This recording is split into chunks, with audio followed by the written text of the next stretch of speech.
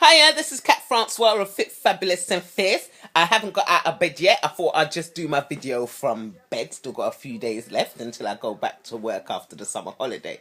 So what I really want to talk about today is emotional eating.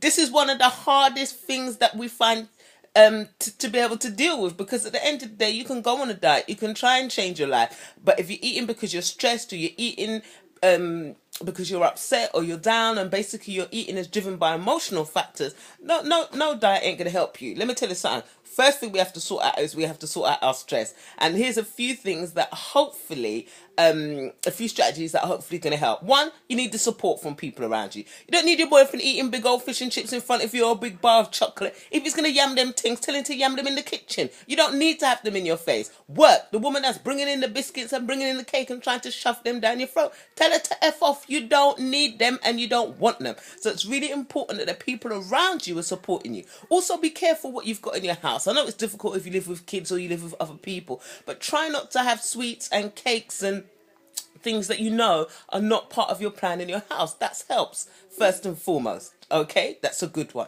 The next thing I think that is important is create your inspiration board. Create a poster of pictures of bodies that you aspire to be like. Take a picture of yourself, put it on the fridge. Take a picture every single month so you can see your progress. Take measurements as well. It's really important not to just concentrate on the scales. The scales can get stuck, but while the scales are stuck, your measurements are going down. So measure yourself and write it down. Also, keeping a diary, a food and exercise diary, is really important. But even more important than that, I think keeping a diary about how you feel is really important. So when you're stressed, just maybe put it in your phone. I use my phone and I got the notes in there and I just write it down. I'm feeling like so and so today. I'm feeling like so and so. So just expressing it and getting it out can really help. Have a friend that's your fitness buddy who you text anytime you feel like you're going to yam something that you shouldn't. Also, call a friend if you're feeling down. Rather than reaching for the cookies and reaching for the cake, call your friend. That's what friends are there for, man. Call them, call them, call them, call them. It's really hard to cope with stress. We all know that coping with stress isn't easy, and a lot of us will reach for the chocolates, reach for the biscuits and reach for the cake, but then afterwards you just feel shitty. You don't even feel good. You've got to find a different way to deal with your stress. I think it's also important that, do you know what I mean, sometimes we're going to mess up.